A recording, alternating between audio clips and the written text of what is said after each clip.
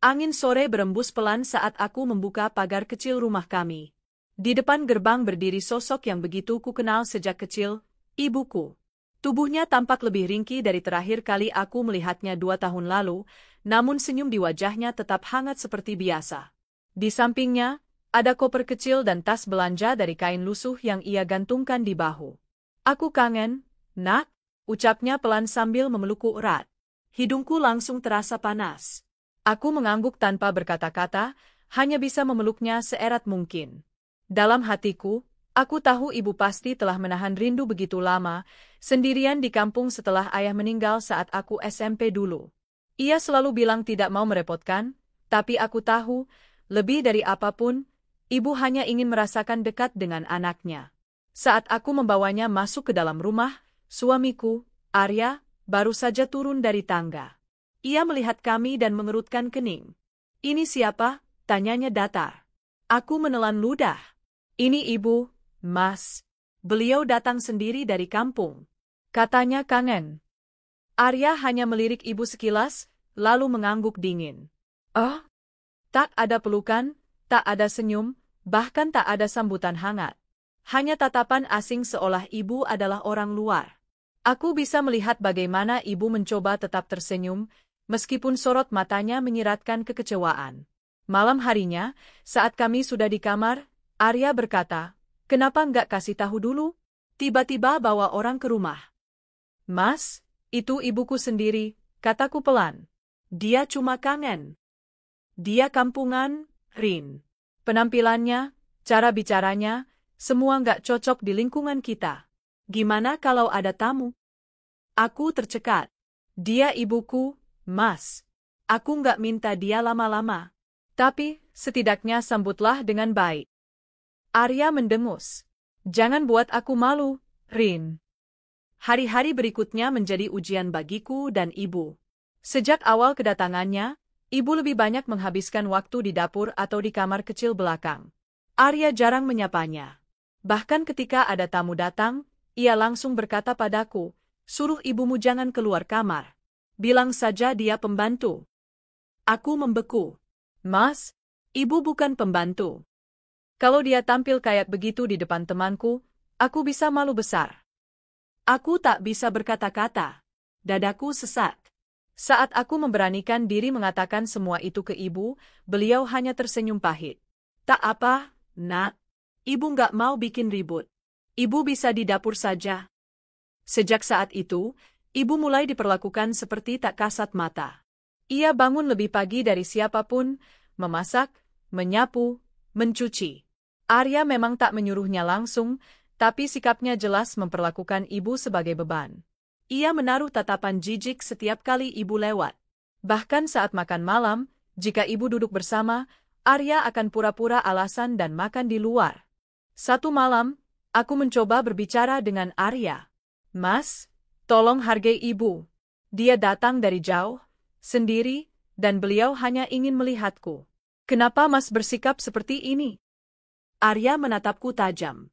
Aku nggak mau dibilang punya mertua seperti itu.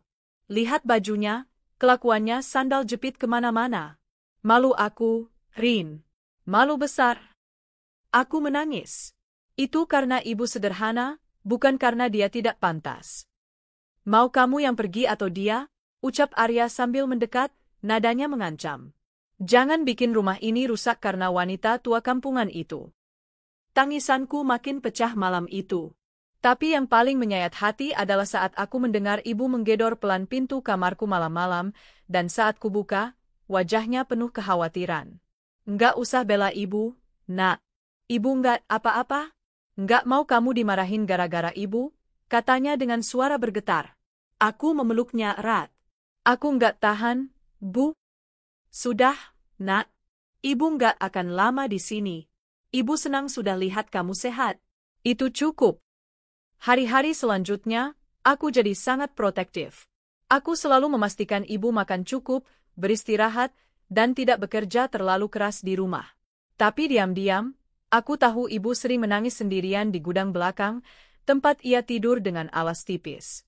Arya benar-benar tak memberi ruang.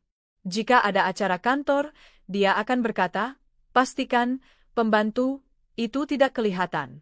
Atau suruh dia keluar rumah dulu. Kata pembantu itu terus terngiang-ngiang di telingaku.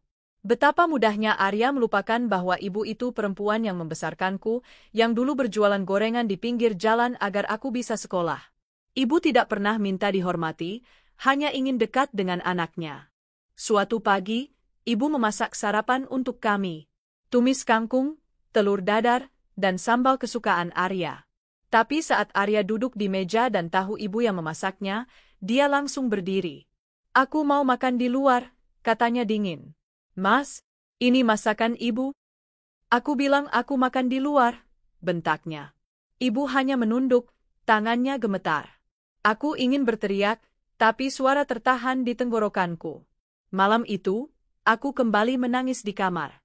Aku mulai merindukan masa-masa awal pernikahan kami, Arya yang dulu perhatian, yang selalu bilang ingin punya keluarga besar, yang mencium tanganku setiap pagi. Apa dia berubah karena status, jabatan, atau sejak ia naik posisi di kantor? Satu hal yang belum Arya tahu, ibu punya anak dari pernikahan sebelumnya. Kakakku, laki-laki sukses yang tinggal di luar negeri. Kami berbeda ayah. Arya tidak pernah tahu karena aku tak pernah membicarakannya, bukan karena menyembunyikan, tapi karena hubungan kami memang jarang bersentuhan. Tapi kakakku sangat menyayangi ibu. Bahkan, dialah yang sering mengirim uang ke kampung. Tanpa sepengetahuanku, mungkin kakakku pun tahu ibu datang ke rumahku. Aku hanya tak ingin hidup sederhana ibuku menjadi bahan ejekan. Tapi aku juga tak menyangka, orang yang seharusnya melindungiku justru menjadi penyebab utama luka yang ia terima. Dan luka itu baru akan semakin dalam. Hari-hari terus berlalu dengan luka yang makin dalam. Ibu masih bertahan di rumah kami, meski tinggal di gudang kecil belakang. Aku sempat memohon agar ia pulang saja, bukan karena aku tak ingin bersamanya, tapi karena aku tak tahan melihatnya dihina begitu rupa. Namun, dengan senyum pahit, ibu berkata, "Biarlah, nak. Ibu cuma mau melihatmu sebentar lagi." Setelah itu, ibu pulang. Tak apa. Ibu tak pernah mengeluh, tapi aku tahu betul isi hatinya. Setiap malam ia terbatuk kecil di gudang, sendirian, dan hanya diselimuti kain tipis. Aku pernah diam-diam menyelinap membawakannya bantal dan selimut, tapi keesokan harinya semua itu dikembalikannya ke kamarku. Ibu tak mau dicurigai Arya. Arya makin sering melarangku dekat-dekat dengan ibu.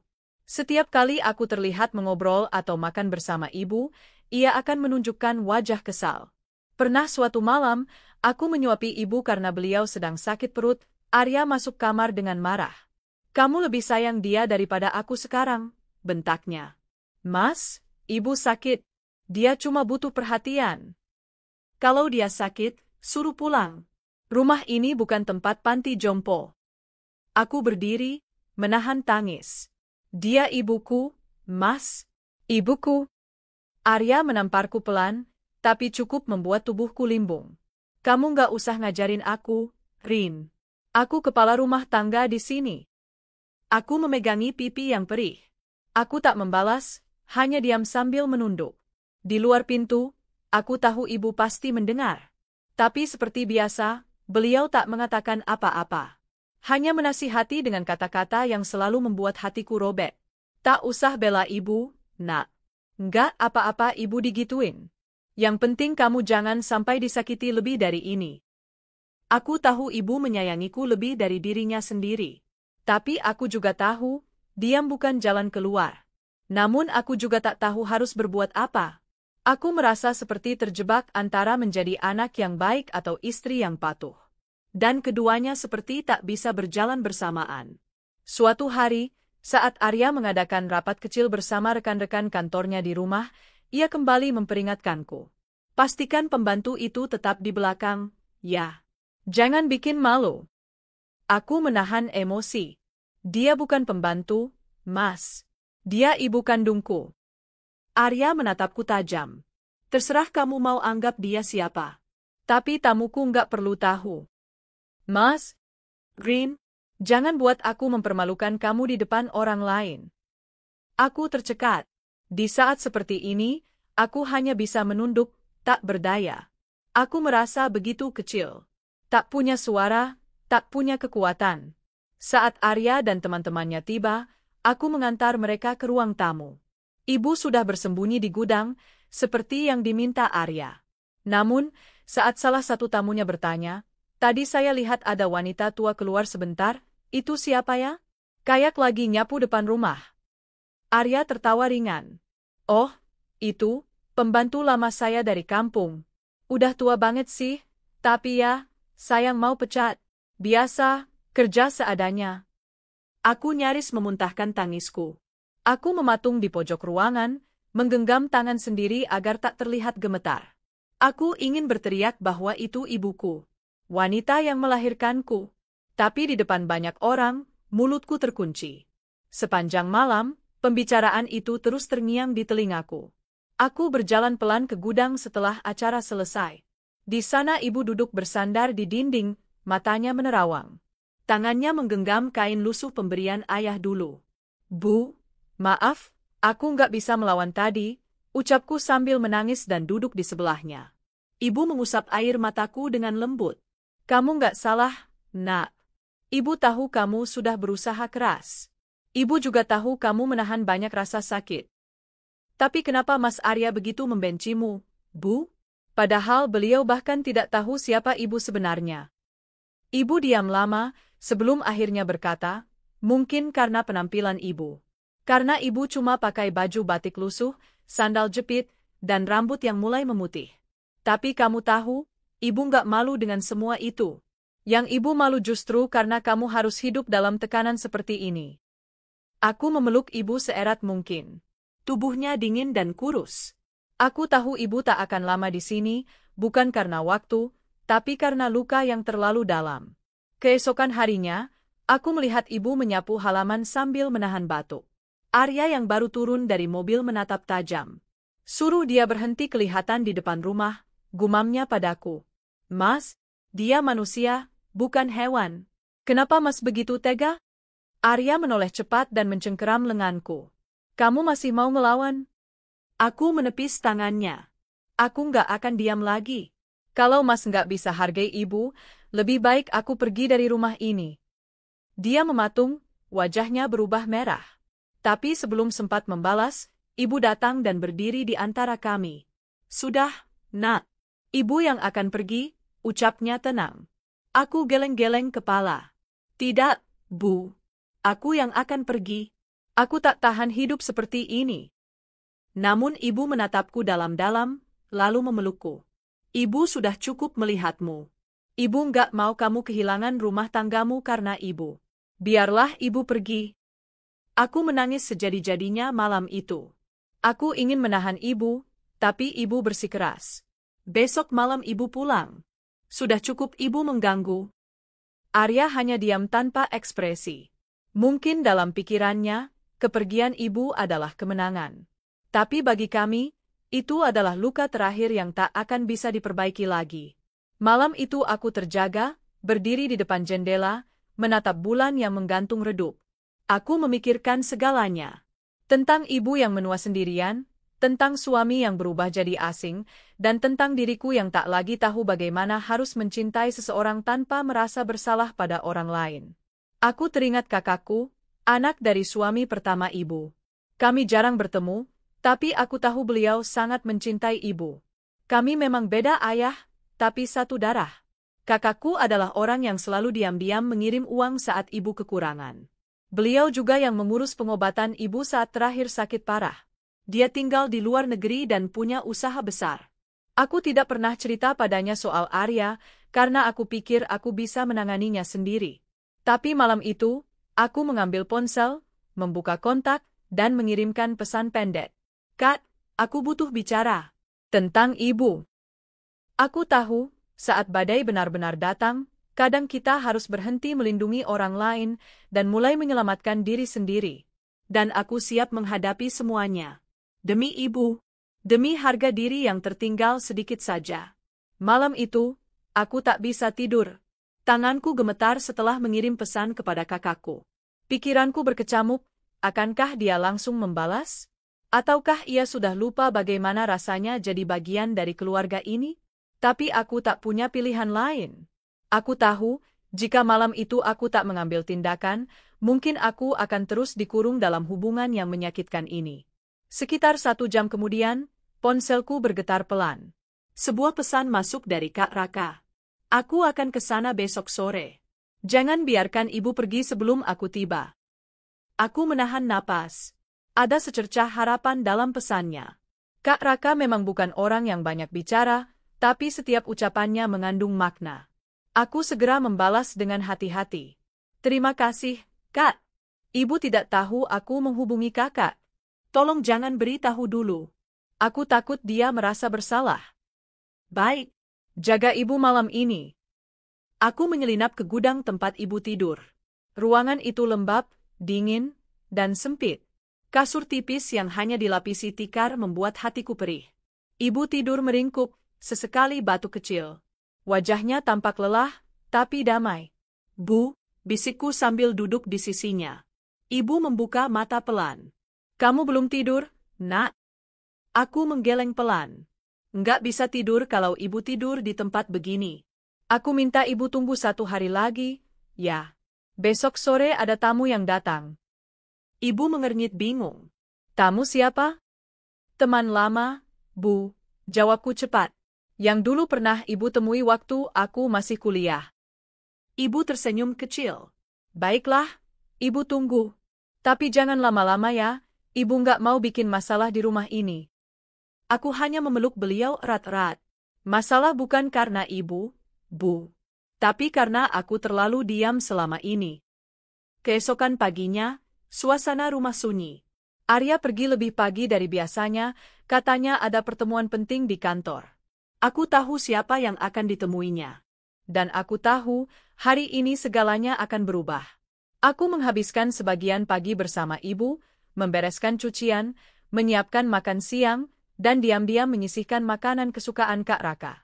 Meski ibu sempat heran kenapa aku tampak sibuk hari itu, aku hanya mengatakan aku ingin menghabiskan waktu sebanyak mungkin sebelum beliau kembali ke kampung. Menjelang sore, tepat ketika matahari mulai condong ke barat, sebuah mobil mewah berwarna hitam berhenti di depan rumah kami. Dari dalamnya turun seorang pria gagah mengenakan kemeja putih bersih dan celana hitam, wajahnya tegas dan tenang. Kak Raka. Aku buru-buru keluar dan memeluknya. Terima kasih, Kak. Aku benar-benar nggak tahu harus minta tolong ke siapa lagi. Tenang, ujarnya sambil menepuk punggungku. Sekarang giliran aku yang bicara. Saat aku membawanya masuk ke dalam rumah, ibu belum menyadari siapa yang datang. Ia tengah menyapu ruang belakang, mengenakan daster coklat yang mulai pudar. Ketika melihatku masuk bersama pria itu, ia langsung menghentikan langkahnya. Assalamualaikum, Bu. Sapa Kak Raka dengan suara yang sangat lembut namun menggema. Ibu mendongak. Matanya membulat. Raka? Bisiknya dengan suara tercekat. Kak Raka menghampiri dan memeluk ibu erat-erat. Iya, Bu. Ini aku. Anakmu. Air mata tumpah begitu saja dari mata ibu. Tangannya gemetar saat menyentuh wajah Kak Raka. Kenapa kamu datang tiba-tiba? Tanyanya. Aku dengar ibu sedang tidak bahagia di sini. Jawabnya singkat, tapi cukup untuk membuat wajah ibu berubah sendu. Aku menunduk.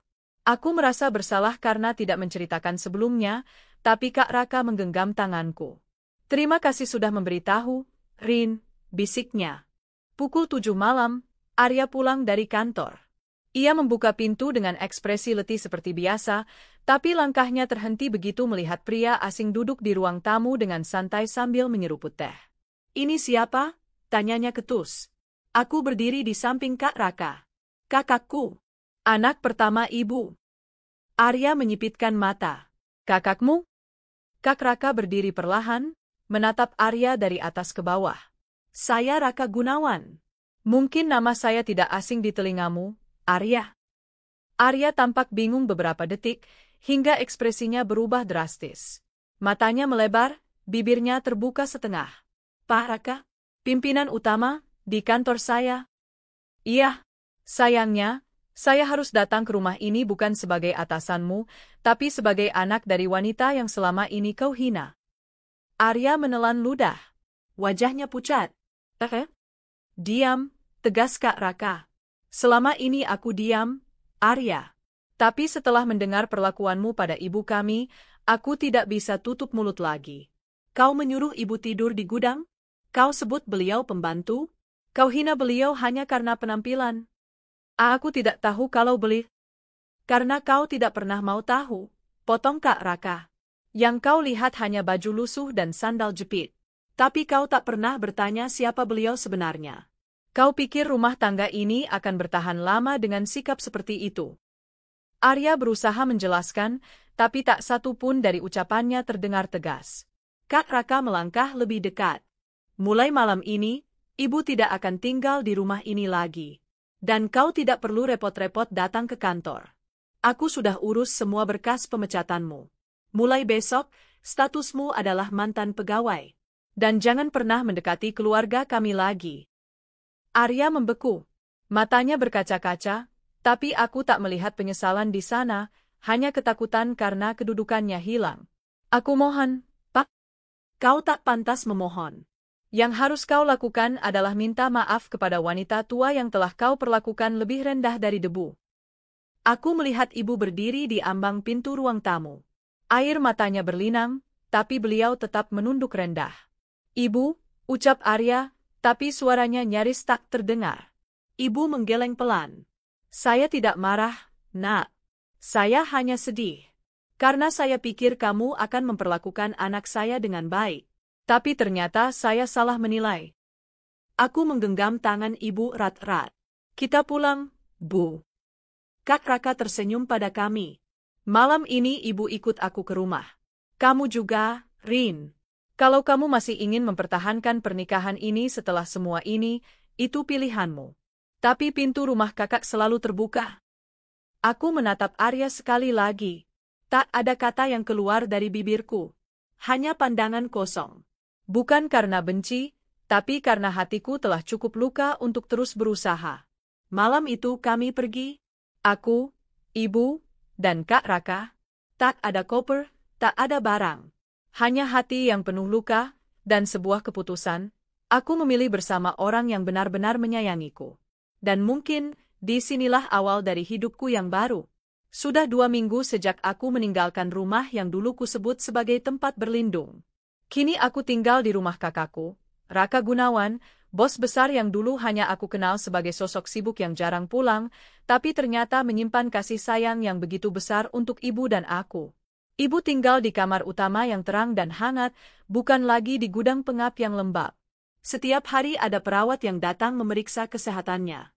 Makanan bergizi selalu tersedia. Senyum ibu pun mulai sering muncul, meski sesekali tetap tampak sedih jika membahas masa lalu di rumah Arya. Hatiku masih luka. Tapi setidaknya, kini aku bisa menarik napas tanpa merasa sesak oleh tekanan. Kak Raka tak pernah membahas Arya lagi di hadapanku. Ia memberiku waktu dan ruang. Kamu punya hak untuk memilih, Rin. Tapi jangan pernah merasa bersalah karena memilih bahagia. Suatu pagi, saat aku sedang duduk di taman belakang rumah sambil menyiram bunga, ibu datang menghampiri. Wajahnya terlihat segar, pipinya sedikit berisi. Rin, katanya lembut. Ibu minta maaf. Aku menoleh kaget. Maaf? Untuk apa, Bu? Ibu sudah bikin kamu menderita selama ini. Kalau saja ibu nggak datang ke rumah kalian, mungkin kamu nggak akan dibentak, dipukul, dan disiksa batin begitu. Aku buru-buru memeluknya. Jangan bilang begitu, Bu. Justru kalau ibu nggak datang, aku mungkin masih terus dibohongi oleh pernikahanku sendiri. Kehadiran ibu membuka mataku. Ibu terdiam. Matanya memandang langit biru yang bersih. Ibu cuma ingin lihat kamu bahagia. Nggak harus mewah. Nggak harus tinggal di rumah besar. Asal kamu senyum tiap hari, itu sudah cukup. Aku tersenyum, menahan tangis. Aku akan bahagia, Bu. Mulai sekarang, untuk ibu, untuk Kak Raka, dan untuk diriku sendiri. Beberapa hari kemudian, saat aku sedang menata ulang lemari buku di ruang kerja kakak, aku menemukan satu map coklat berisi beberapa dokumen penting. Di atasnya tertulis nama, PT Graha Karya Prima, perusahaan tempat Arya bekerja.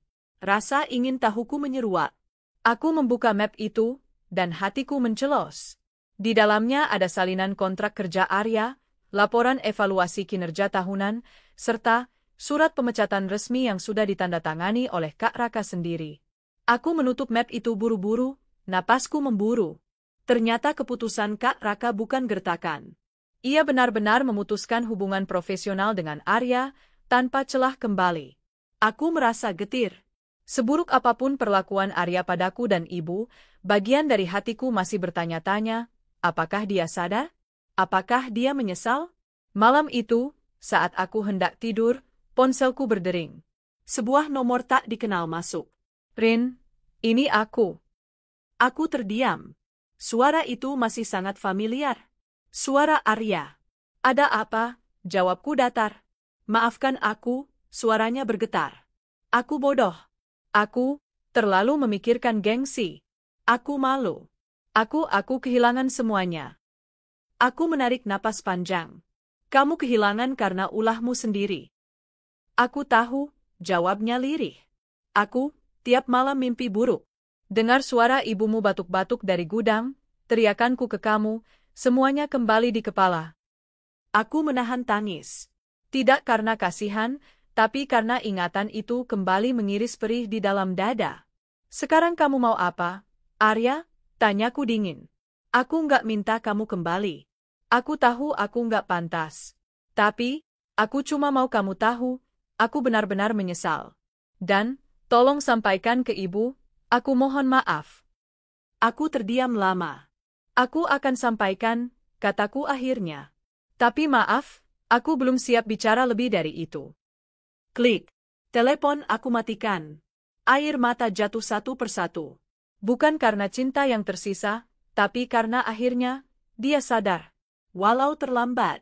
Beberapa hari kemudian, aku dan ibu pergi ke makam ayah. Letaknya di kampung, sekitar 2 jam perjalanan dari kota. Kak Raka menyetir sendiri, meski supirnya menawarkan bantuan. Sesampainya di sana, ibu langsung sujud di atas pusara suaminya. Aku dan kakakku berdiri tak jauh, membiarkannya meluapkan rindu yang selama ini ia pendam. Pak, maafkan aku ya, bisik ibu sambil menaburkan bunga. Anak kita, Rina, sudah besar sekarang. Tapi aku malah bikin dia terluka karena hadirku. Aku memegang bahu ibu. Ibu, jangan salahkan diri sendiri. Semua ini bukan salah ibu. Kak Raka menambahkan, ayah pasti bangga lihat kita sekarang, Bu. Kita tetap bersama, meski dunia menghina. Ibu mengangguk sambil tersenyum kecil. Semoga ayah damai di sana. Di perjalanan pulang, aku memandangi jalanan yang berlalu di kaca mobil. Kampung kami penuh kenangan, penuh luka dan tawa. Dulu aku ingin lari dari tempat itu karena kemiskinan. Tapi sekarang, aku sadar, justru dari sinilah aku belajar arti ketulusan dan kekuatan. 3 minggu berlalu. Luka dalam hatiku belum sepenuhnya sembuh, tapi aku mulai bisa bernapas tanpa rasa takut. Ibu makin sehat, bahkan mulai menanam bunga di halaman belakang. Kak Raka membuka peluang usaha kecil untukku, toko bunga online yang sedang dia siapkan sebagai hadiah. Kamu harus berdiri sendiri, Rin. Bukan untuk membuktikan ke siapa-siapa, tapi untuk membuktikan ke dirimu bahwa kamu kuat, ujarnya saat mengajakku merancang desain situs sederhana untuk toko. Dan aku percaya, aku memang harus memulai lagi. Bukan dari bawah, tapi dari dalam. Dari dalam hati. Suatu sore, pintu rumah diketuk. Aku membukanya dan terkejut. Di depan berdiri seorang wanita muda, mengenakan gamis sederhana dan kerudung abu-abu. Wajahnya menunduk. Maaf, saya Rena. Adik Arya. Aku membeku. Saya datang bukan mau membela kakak saya. Justru saya datang untuk meminta maaf atas nama keluarga. Aku terdiam. Wajahnya tampak tulus, matanya berkaca-kaca. Saya dulu sempat ikut tertawa waktu Ibu Rina keluar dari gudang dan jadi bahan ejekan di acara keluarga. Saya ikut bersalah. Saya malu. Dan saya hanya ingin menyampaikan permintaan maaf dari hati yang terdalam. Ibu mendengar percakapan itu dari dalam. Ia berjalan pelan ke arah kami, berdiri di sampingku. Ibu, bisik Rena sambil menunduk. Ibu mengangguk. Terima kasih sudah datang, Nak. Boleh saya peluk ibu? Tanya Rena lirih. Ibu membuka lengannya, dan gadis itu langsung memeluknya erat sambil menangis. Aku pun tak bisa menahan air mataku. Mungkin luka masa lalu tidak akan hilang begitu saja. Tapi permintaan maaf tulus adalah awal dari penyembuhan. Dan mungkin, perlahan, hidupku benar-benar akan kembali cerah. 3 bulan sudah aku dan ibu tinggal di rumah Kak Raka. Suasana di rumah ini tak pernah terasa mewah bagi kami, meski secara fisik jelas besar dan lengkap fasilitasnya. Tapi yang membuat rumah ini istimewa adalah ketenangan, kehangatan, dan perlindungan yang kami rasakan setiap hari. Aku belajar banyak dari Kak Raka.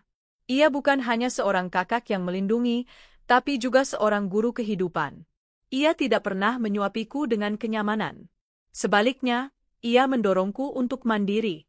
Bukan karena dia tidak sayang, tapi karena dia ingin aku kembali menemukan diriku sendiri yang dulu, kuat, tekun, dan berani. Rin, kamu bisa punya kehidupan baru. Tapi untuk itu, kamu harus berdiri dengan kakimu sendiri.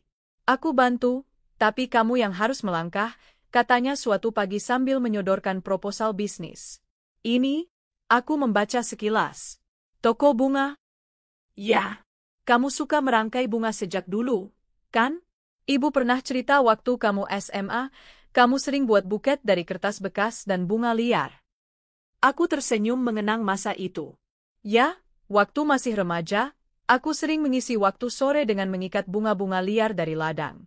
Aku bahkan pernah membuat karangan bunga dari daun jambu dan rumput ilalang. Kenapa kakak tahu semua itu? Tanyaku terharu. Kamu lupa? Bu sering cerita lewat surat waktu aku kerja di luar negeri, jawab Kak Raka sambil terkekeh. Kata ibu, kamu kreatif dan sabar. 2 hal yang cocok untuk orang yang ingin jualan bunga. Aku akhirnya mengangguk. Entah kenapa, kata-kata Kak Raka menyentuh sesuatu dalam hatiku. Mungkin karena setelah semua luka, aku butuh sesuatu untuk kusebut milik sendiri. Dan toko bunga ini bisa jadi awal dari segalanya. Bulan keempat setelah kepergian dari rumah Arya, aku resmi meluncurkan toko bunga online-nya, Bunga Hati Ibu.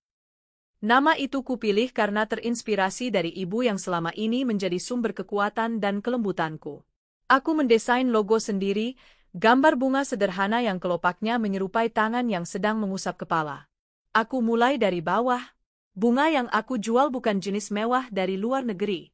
Hanya bunga lokal, mawar, krisan, melati, kenanga.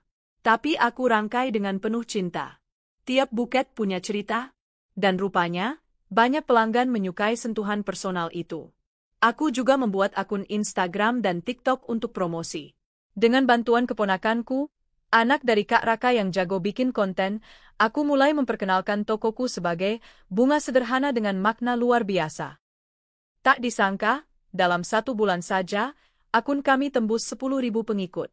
Banyak yang penasaran karena cerita di balik tokonya, seorang perempuan yang bangkit dari luka rumah tangga, dan seorang ibu yang dulu dihina kini menjadi inspirasi. Suatu hari, aku dan ibu sedang membungkus pesanan buket untuk acara ulang tahun anak kecil. Saat itulah seseorang dari komunitas sosial menghubungi. Mbak Rina, kami dari komunitas wanita mandiri Indonesia. Kami ingin mewawancarai Mbak dan Ibu sebagai sosok inspiratif. Kami membaca kisah Mbak di media sosial dan merasa banyak wanita bisa belajar dari perjuangan Mbak. Aku terdiam, antara senang dan bingung. Wawancara? Untuk publik? Karena ibu itu orang biasa yang luar biasa. Orang-orang perlu tahu kalau ibu yang sederhana bisa jadi sumber kekuatan luar biasa bagi anak-anaknya. Hari itu pun tiba. Ibu mengenakan kebaya coklat muda dan kain batik yang kubelikan khusus untuk hari itu. Wajahnya memenangkan. Bukan karena make up, tapi karena bangga dan bahagia yang tak bisa disembunyikan. Dalam acara itu, kami ditanya banyak hal, tentang masa kecilku, pernikahanku, perlakuan Arya, dan bagaimana kami akhirnya bangkit. Saat giliran ibu berbicara, ia hanya berkata satu kalimat yang membuat semua kru menangis. Kalau seorang ibu boleh memilih, ia pasti ingin semua anaknya bahagia. Dan kalau harus jadi pembantu pun, asal anak saya bisa tersenyum, saya rela. Aku tak kuasa menahan tangis. Kru di studio terdiam, lalu bertepuk tangan. Wajah ibu, yang dulu pernah disebut pembantu tua tak berguna oleh Arya, kini jadi wajah inspirasi yang dihormati banyak orang. Aku tak percaya hidupku bisa berubah secepat ini. Dulu aku tidur dengan luka batin. Kini aku bangun dengan semangat untuk melayani pelanggan dan merangkai bunga dengan cinta. Namun, hidup selalu punya kejutan. Suatu sore, saat aku sedang memotong batang mawar, seorang kurir datang membawa sepucuk surat dengan amplop krem. Dari siapa? Tanyaku heran. Kurir menjawab, langsung dari penulisnya, Mbak. Saya hanya disuruh antar. Aku membukanya pelan. Di dalamnya, hanya ada tulisan tangan dengan tinta hitam. Dari Arya. Rina, ini mungkin surat terakhir dariku. Setelah kau pergi, hidupku seperti pecah. Semua kontrak kerja lepas, tabungan terkuras, dan aku kehilangan segalanya. Tapi bukan itu yang paling berat. Yang paling menyakitkan adalah menyadari bahwa aku kehilanganmu dan ibumu bukan karena takdir, tapi karena keangkuhanku sendiri. Hari-hariku kosong. Tapi dari kejauhan, aku melihat kalian bersinar. Aku tonton wawancaramu, aku lihat bagaimana ibumu sekarang dihormati dan dicintai banyak orang. Dan aku hanya bisa menangis dalam diam. Aku tak ingin kembali. Aku tak ingin mengganggu hidupmu yang baru. Tapi biarkan aku mengucapkan satu kalimat terakhir. Maafkan aku, dan tolong peluklah ibumu untukku, sekali lagi, atas nama seseorang yang dulu tak tahu caranya menghargai. Arya, surat itu kututup perlahan. Dada ini sesak. Aku tak tahu harus marah, bersedih, atau lega. Tapi satu hal yang pasti, aku tidak akan kembali. Aku mendatangi ibu yang sedang duduk menyulam. Bu, kataku lirih. Arya kirim surat. Ibu menatapku, apa isinya? Aku menyerahkan surat itu. Ibu membacanya pelan, lalu menarik napas panjang. Dia terlambat. Tapi tak apa. Semoga Tuhan ampuni dia. Aku menggenggam tangan ibu. Terima kasih sudah ajarkan aku untuk memaafkan, Bu. Ibu tersenyum. Maaf itu bukan untuk orang lain, tapi untuk ketenangan hati kita sendiri. Hari demi hari, toko bunga kami semakin berkembang. Banyak perempuan datang curhat, bercerita, dan ikut belajar merangkai bunga. Kami membuka kelas gratis setiap akhir pekan. Di situ, aku melihat banyak ibu-ibu sederhana seperti ibu, yang kini bisa berdiri di tengah dan berkata, aku bangga jadi diriku sendiri. Dan aku tak lagi hidup dalam bayang-bayang masa lalu. Kini aku adalah Rina, perempuan yang pernah dihancurkan tapi memilih bangkit. Bukan untuk membalas, tapi untuk membuktikan bahwa kehidupan yang tulus akan selalu menemukan jalannya sendiri. Aku tak pernah membayangkan hidupku akan seperti ini. Dulu, aku hanya seorang istri yang selalu diam meski diperlakukan seperti tak bernilai. Kini, aku menjadi seseorang yang didengar, bahkan diteladani. Tapi semua itu bukan karena aku kuat. Justru karena aku pernah hancur, pernah berada di titik paling rendah, dan memilih untuk bangkit. Nama, Bunga Hati Ibu, semakin dikenal. Kami tak lagi hanya melayani pesanan bunga, tapi juga membuka kelas konseling gratis untuk perempuan korban kekerasan rumah tangga. Kami menggandeng psikolog dan aktivis sosial. Ibu menjadi sosok yang paling dicintai di sana. Setiap perempuan yang datang dan duduk di hadapannya akan merasa seperti berbicara dengan pelukan, hangat, menenangkan, dan menumbuhkan harapan. Aku nggak bisa baca buku, Bu. Tapi ibu itu seperti kitab hidup, kata seorang ibu muda yang baru saja bercerai dan hampir menyerah dengan hidup. Ibu hanya tersenyum dan menepuk pundaknya. Bahkan bunga pun harus layu dulu, baru mekar lebih indah, katanya lembut. Suatu siang yang cerah, saat aku baru saja selesai menata bunga mawar putih untuk pemakaman seorang tetangga, Kak Raka pulang membawa kabar mengejutkan. Rin, kamu masih ingat CEO baru tempat Arya dulu bekerja? Tanyanya sambil melepas jas. Aku mengangguk. Perusahaan itu sempat mengalami restrukturisasi besar-besaran sejak Kak Raka memecat Arya. Bahkan, banyak wajah lama ikut hengkang. Dia mengundang kita untuk hadir dalam peresmian kantor pusat yang baru. Bukan cuma itu, dia juga ingin memberikan penghargaan pada tokoh inspiratif yang membantu komunitas perempuan di wilayah ini. Aku menoleh cepat. Jangan bilang. Kak Raka tersenyum. Ya, kamu dan ibu akan menerima penghargaan itu. Dari perusahaan yang dulu memperlakukan kalian dengan hina. Hatiku mendadak sesat. Rasanya seperti putaran waktu sedang membayar semua luka yang dulu aku simpan dalam diam. Apakah Arya akan ada di sana? Tanyaku lirih. Tidak, jawab Kak Raka. Dia sudah pindah ke luar kota. Tidak ada kabar lebih lanjut. Tapi kalaupun ada, kamu nggak perlu takut. Kamu sudah lebih dari cukup untuk berdiri tanpa bayang-bayang dia. Aku mengangguk pelan. Aku tidak takut. Hanya, aku ingin menutup lembaran itu sepenuhnya. Hari peresmian pun tiba. Aku dan ibu mengenakan kebaya lembut berwarna hijau pucuk pisang, senada dengan tema acara yang bertajuk, Mekar Bersama dalam Keterbatasan. Kami tidak berangkat sendiri, tapi bersama beberapa perempuan yang dulu sempat kami dampingi dalam proses pemulihan diri. Saat kami sampai di panggung, lampu sorot menyinari wajah ibu yang tetap kalem dengan senyumnya yang khas. Nama kami disebut sebagai penerima penghargaan, Penggerak Perempuan Mandiri Indonesia tahun ini. Tepuk tangan menggelegar. Bahkan beberapa hadirin menangis haru saat video perjuangan kami diputar di layar lebar. Aku hanya bisa menggenggam tangan ibu, mencoba menahan air mata. Ini bukan hanya kemenangan kami, tapi kemenangan semua ibu yang selama ini hanya bisa diam saat dihina dan diinjak-injak karena penampilan sederhana mereka. Sepulang dari acara itu, ibu duduk di taman rumah sambil memandangi langit sore. Wajahnya teduh, seperti seseorang yang sudah lama memaafkan semua yang terjadi. Apa ibu menyesal pernah datang ke rumahku dulu? Tanyaku sambil duduk di sampingnya. Ibu menggeleng. Tidak, Rin.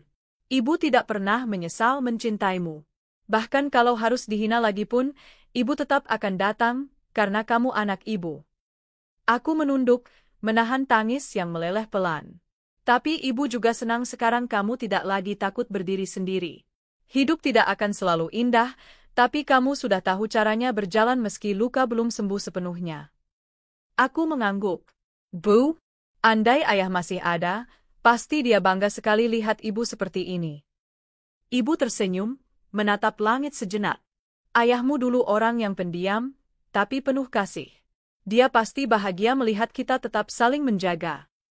Beberapa bulan kemudian, aku menerima pesan tak terduga. Pesan itu datang dari nomor tak dikenal. Isinya singkat. Terima kasih sudah memaafkan, meski aku tak pantas. Semoga kau dan ibumu bahagia selamanya. Ah, Arya. Hatiku tak lagi gemetar saat membaca namanya. Tidak ada marah, tidak ada dendam.